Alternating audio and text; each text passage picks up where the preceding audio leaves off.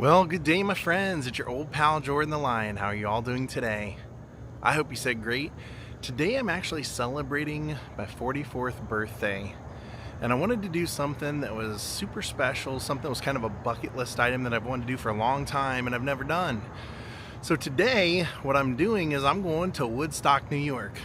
Not the festival, I'm actually going because one of my favorite albums of all time is music from Big Pink by the band.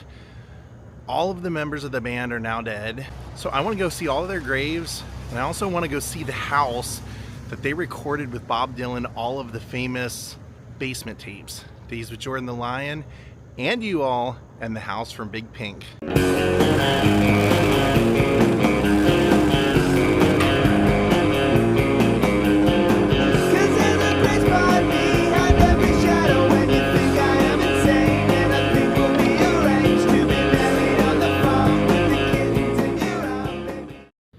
Katie's actually going to be flying in later today, so she won't be part of the video today, but my buddy Jaw's here for my birthday, aren't you, Jaw?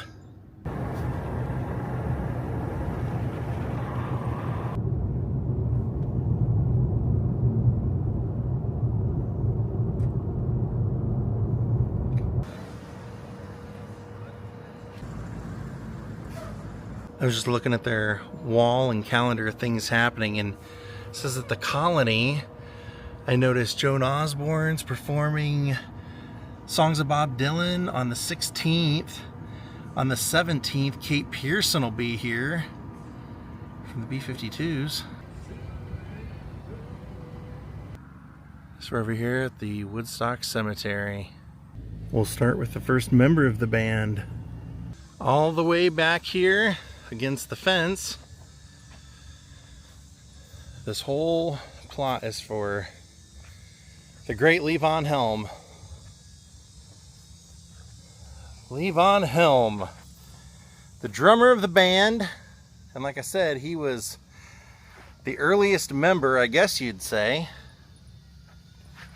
That is a great headstone. It's got his drum kit and everything. Fantastic singer. I mean, if you've ever heard Up on Cripple Creek or pretty much any of the band songs, you've heard Levon singing.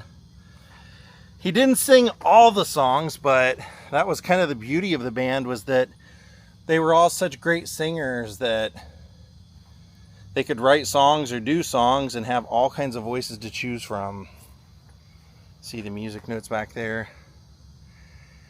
He got his start because he grew up in the heart of the Delta music, and he used to go see the King Biscuit shows when Sonny Boy Williamson was performing there, and he said I'd go get 3 donuts and I'd sneak in the room because I didn't have anybody with me, so they didn't really care. I was just kind of a little kid nobody sitting in the corner. So he said I would watch that, and he got enthralled in music and then saw Elvis. Elvis was local to him, so Elvis, Scotty, and Bill would come and play, and he said, man, when you saw them together, you didn't think of it as Elvis Presley. You thought of it as the Elvis Presley Band, because the band was just as good as him. And he said, and I remember a couple of months later, DJ had joined the band, and remembering how amazing, how much better they sounded with DJ. So Levon said he met Ronnie Hawkins, and Ronnie was he was a rockabilly guy, but he was hopping Ronnie Hawkins. Ronnie Hawkins and the Hawks, and he needed a drummer. He was a local guy, and he knew that Levon could drum, but Levon's mom was dead set on Levon being the first one in the family to graduate high school. So he said they had to play all these local gigs until Levon could graduate. But it was kind of a blessing in disguise, because he said we got so good and found so many places and everything that we could play like 365 days a year and never play the same place twice. So he was the first member of the band, and then when Ronnie was trying to make it big, break out and kind of make a name for himself, they went up to Canada. And while he was up there, they would meet other musicians, and he would start kind of pitting the musicians against each other to get better musicians. And so that's how Robbie Robertson ended up joining the band. He started as a second guitar player and then told the lead guitar player, you know, I think I learned enough off of you. I'm going to take your job someday.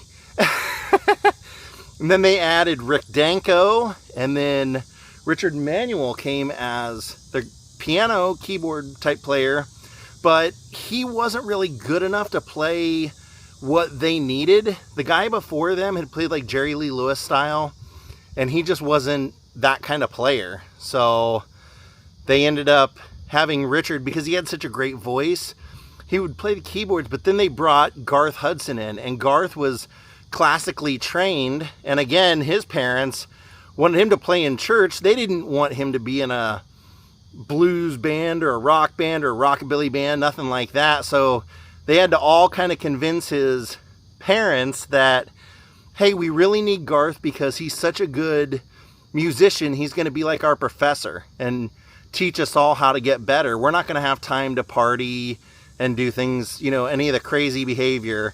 And they believed it, and that's how mainly the entire backing band became Ronnie's backing band. But then they kind of got tired of being second banana, and so they ended up leaving Ronnie and became Levon and the Hawks, and then would drop that to the Hawks, and then dropped it to just the band. I'd say in a nutshell, that's kind of how it all formed. They were, I mean, to me, the band was something special. It's now called Americana music, but they would mix all of their styles, everything that they loved. You know, people always do that, but when they did it with Garth's touches, I think, he was kind of that weird little, like, odd thing that they added where he would add notes they had never heard before. He would add changes they had never done before, and it made, like, that was kind of their professor idea about him, was it would just make them all better musicians. And Levon would say it was always about nobody standing out. You know, we wanted to be the band when we took our first photos. We wanted to all look kind of the same, indescript. We didn't want attention to ourselves or to our instruments. We wanted the attention on the songs. So that's really how they worked it. And he said it wasn't until, you know, years later when everybody else, like everybody in the band had kind of gotten sucked away by, you know, money or drugs or alcohol or whatever it was that broke them apart. But he said, I never wanted it to end, but unfortunately there was just a time where it had to end, and that actually ended up becoming one of the greatest rock and roll documentaries of all time, The Last Waltz. Levon made his home up here in New York, and there is a headstone buried underneath all the stuff down here, or another stone, but I think this one just kind of says it all. He lived up here, had a studio up here, and I think they still might actually have it open for like a concert venue occasionally. So he loved it up here. He just said, you know, he goes, I would have loved to have kept the band going, but I was the drummer, man. Nobody comes to just hear the drummer play. But he, unfortunately, he ended up getting throat cancer. In the back wall, they have the house from Big Pink that we're going to go see, where they all lived for a while. And sadly, when they knew he was in his final stages of life, his family released a statement that said, "Dear friends, Levon is in the final stages of the battle with cancer. Please send your prayers and love to him as he makes his way through this part of his journey. Thank you, fans and music lovers who have made his life so filled with joy and celebration. He has loved nothing more than to play and to fill the room with music. Lay down the backing beat and make the people dance. He did it every time he took the stage. We appreciate all the love and support and concern from his daughter Amy and wife Sandy." Yeah, his daughter had a band, and he used to have like a one night a week at his place where he would play, and she would often play with him. Fitting grave for a true superstar. Like I said, I'm not going to remove all that stuff to read what's underneath, because I don't know, I feel like the fans left that there, and that's kind of the way it should just be. Now, Levon's not the only one that's buried over here in this cemetery. Almost all the members of the band were Canadian, so it's kind of surprising that so many of them made their homes out here in Woodstock when they did, and stayed out here and then decided to be buried here. So look for a double-hearted headstone that says Cook, and Rick Danko is right behind it. You can see the Canadian flags there. So there's Rick Danko's grave. Great vocalist, bass player. He has an interesting story because he performed his first time on guitar in the 1st grade, formed his first band where he was the lead guitarist by the age of 12, and then when he was 17 and Ronnie Hawkins and the Hawks were coming through town, he knew how electrifying they were and got himself booked as the opening act for 5 dates. And he and Ronnie became good friends, and then Ronnie insisted he join the band as the bass player. So that's how he ended up with the group. And they played with Ronnie for a while, but it was actually supposedly a fight between Rick Danko or some sort of disagreement between Rick Danko and Ronnie Hawkins that Rick said he was going to decide to leave. The band was already kind of talking about leaving and going off on their own, but when they had this disagreement, that's when Rick Danko said he put in his 2-week notice, and the rest of the band members did as well. And they actually left on amicable terms. It wasn't, there were no hard feelings. The whole group just went and started performing from Ontario to Arkansas because Levon knew the ropes in Arkansas, and they became known as the best bar band in the country until they ended up as as Robbie Robertson and Levon kind of were the first members to sneak into Bob Dylan's band, but eventually the guys known as the Hawks would become the band playing with Bob Dylan. When the band's first album, Music for Big Pink, came out, Eric Clapton was a gigantic fan and got an acetate from Robbie right when it was done and took it back to his hotel. And where he was staying, George Harrison, Ringo Starr, and Jimi Hendrix were also staying, and Eric Clapton played it for him and said, "This is the future of music." Those friendships lasted, the ones that survived, lasted for the rest of their life. And Rick Danko would actually play in Ringo Starr's all-star band until his passing at the age of 55 when he died from heart failure in his sleep. One of my favorite songs that Rick Danko sang was The Wait. Now, I actually made a mistake. I forgot Richard Manuel is buried in Ontario, so he's also not here, but we're going to go to a cemetery close by and visit the grave of Garth Hudson, who recently passed, the last surviving member of the band. So the cemetery that Garth Hudson is at is actually just across the street. So in order to find him, you go to the back of the cemetery and you will see a prayer section over here, but you're actually going to walk all the way back to the bench back there. He's in the grounds right over there. So this is an old part of the cemetery. You actually have to go over a hill, and there's a nice section to pray at down here. And they were telling me that Garth Hudson actually got the very last plot in this cemetery, and there's not a headstone yet because he was just buried, but he's actually right over here. To me, this is like, Bob Dylan-esque, because to me, he's that important in American music. He's actually buried right in there where that's all kind of discolored and shortened. So right here he lays. It's odd because I sent him fan mail 3 days before he died, and then 2 weeks, I think, after he passed, I got it back returned to me, and whoever checks his P.O. box sent me his death announcement and everything. So I treasure that. But Garth, he was interesting. He was classically trained. His parents sent him to school. He was a phenomenal organ player, but also played saxophone for the band, also played accordion.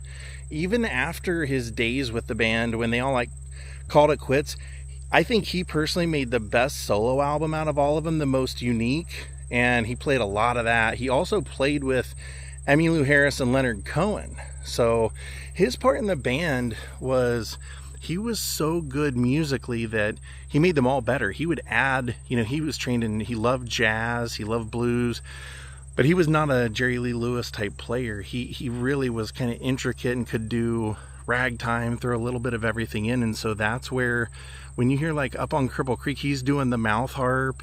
He's also playing his keyboard through a wah pedal for that sound. When you listen to the very first song on the album, Music from Big Pink, when you hear Tears, their music to me was, there's nobody that you can really even compare them to.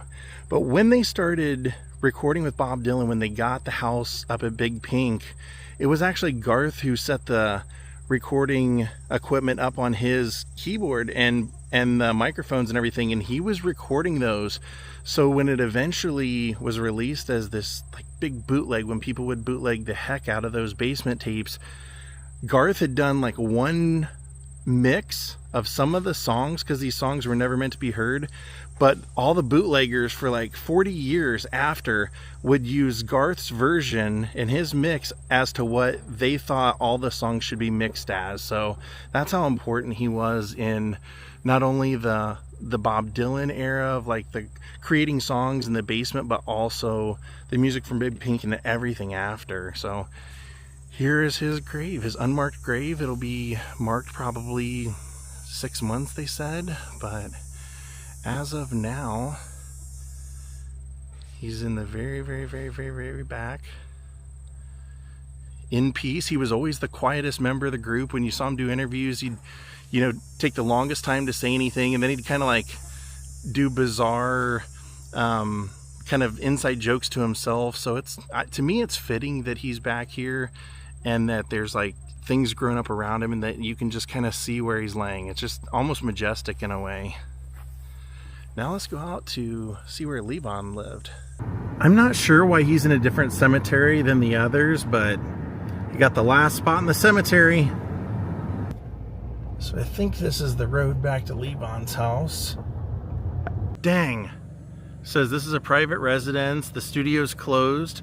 We currently do not allow drop-in visits. Please visit our website for tickets, merch, and open studio days at levonhelm.com. Bummer. Online it said music venue, so I guess I thought that it was open. Well, let me figure out how to turn around here then. The only way I could turn around was to come into here, so I guess I could at least look at it. We'll get out of here though now. Well, unfortunately, I was hoping to tell the story of how the band ended up playing with Bob Dylan at Levon's, but I can't, so I'll just tell you here. So basically what happened was Bob Dylan's assistant called, or his management team called Robbie Robertson and got Bob and Robbie together. And Robbie said they had met before, but Bob said, hey, I want to jam for a little bit. And they jammed, and then he said, hey, I want you to be my new guitar player on this next tour that I'm going to do. And Robbie said, well, I can't do that. I'm in a band called the Hawks, and we're a really close-knit group. We've been together for years. I can't just take off without him. And he goes, well, we got to be able to figure out something because I got to have you. So he said, well, maybe if you add Levon and I have Levon, then they'll feel like I'm not skipping out on them. So that's what they did. For 1965, they took off for 2 dates. It was Levon and Robbie in Bob Dylan's band. They got booed. This was when Bob had just switched over from doing acoustic to electric, and people did not want to see it. They were booing Bob constantly. But after the shows, Bob would come back and go, hey, we sounded great. So after a couple of days, you know, Robbie said, you know, we were expecting to be fired, and he kept thinking it sounded great, but we said, you know, we could sound better if you just bring in the rest of our band. So that was pretty much it. He brought in the entire group, and they became the backing band. So from 1965 to 66, they toured all over the United States, all over Australia, all over Europe together, and they were pretty much booed every single place they went. But Robbie said, I listened to the tapes one time, and I listened and listened. I said, you know what? They're wrong. We are onto something. We are good. They're wrong. The whole world is wrong and we're right. And he said, and eventually they'll come around. So then they finished up that tour, and they were supposed to have a month and a half off and then go back out on the road. But during that time, Bob moved to the Catskills and had a motorcycle accident, broke his neck, and the doctor told him to take a year off. So during that time, while he was living up here, the band decided to move out here as well because they couldn't really find a good affordable place in New York City to practice. And so they'd been told that Woodstock was a good place to live. So they came out here and found Big Pink, which is where we're gonna go now, and I'll tell you about what happened at Big Pink. Can't believe I'm going to the house from Big Pink. It is an Airbnb that you can stay at, but you have to stay for like, gosh, when I checked before, it's like 5 days and it was like $500 a night or something like that. And I was like, I just don't have that kind of time to hang around in one place really. But I don't think you get to sleep in the basement either. Oh my God, I'm losing my mind right now. I am absolutely losing my mind. For some people, it's Abbey Road, seeing Abbey Road Studios and all that. This is it for me. This was like the last big rock and roll icon place that I always wanted to see, and now I'm seeing it. Big Pink, some of the greatest songs ever. So Robbie Robertson tells a great story. He says basically Bob had moved up to Woodstock up here, and he was recovering from breaking his neck. So they moved up here, and they were asked to come participate in, Bob wanted to make a movie with Tiny Tim at his house. So they went and they were all recording that, and the guys rented this place. And Robbie Robertson said, I had a friend that was good with recording units and things like that. So I brought him up there and I said, hey, I'm thinking we want to like record stuff down here in the basement, use it as a space to create music. And he says the guy goes down here, this was the basement, and he says, you couldn't have picked a worse place. He said you got concrete floors, concrete walls, you've got low ceilings. I mean, he said you got a metal furnace in here. There's nothing you can do about it. And he said, what if we lay down a rug? And the guy said, Robbie, a rug ain't gonna fix your problems. So Robbie said, well, we had already rented this place. There wasn't really much we could do. So he said, so we just set up to do it anyway. And he goes, and I kind of learned then that sometimes bringing a recording environment to you, even if it's not supposed to be a good environment or maybe shouldn't work, sometimes it does. And so they were setting everything up here, and then Bob came over one day. They said Bob would just show up, and he said, God love Bob, he had kept him on the payroll the whole time he was hurt, so they were getting paid to just be here. And he said Bob came, went into the basement with him and looked around, said, hey, this is a great setup. You guys mind if I come up here and record? And they're like, what? And he goes, yeah, I got to write a bunch of songs for the publishing company so other people can cover them, and I just need to make demos and stuff. Do you mind if we do them here? And so he said what started out as, you know, a couple of songs. They actually first started over at Bob's house, the first session, but then once he saw the setup over here, they came over here and started doing those. And Garth actually said that was his bedroom. I think he said he and Richard shared that bedroom, and they were all living here at the time. So the dedicated room to the music was down here. And so every time Bob would have a song, which became those songs like The Wait, Katie's Been Gone, $1 Million Bash, all that kind of stuff, the stuff that would become some of Big Pink, music from Big Pink, like the first album by the band, some of that stuff would come from here. But they said those recordings were never meant to be heard. They were, you know, just a couple of microphones, not set up in a very good way, you know, to do this. But Garth had this kind of magical touch, and so they said they would really just send them out to the publishing company for the other artists to hear if they wanted to do the song. So nobody was ever meant to hear these. And then the very first bootleg came out. Somebody actually got a hold of these. That was said that like an old roadie for the band had sold them or something, and people started releasing them as like this album that should have been done but never was. And so then other people kept bootlegging it, and it was all over the world. And Robbie Robertson said it became the very first bootleg, like widely circulated bootleg. And then all these years later, since, more songs keep trickling out that they keep finding from these sessions. So what started out as just like a hangout in the winter of '67, the whole summer of 1967, they were recording all those amazing songs. And then finally, you know, like a couple of years ago, they finally released like an official version. But even when they did that, the best songs that they did here, which I think were like Quinn the Mighty Eskimo, and My favorite of the whole sessions here is I Shall Be Released.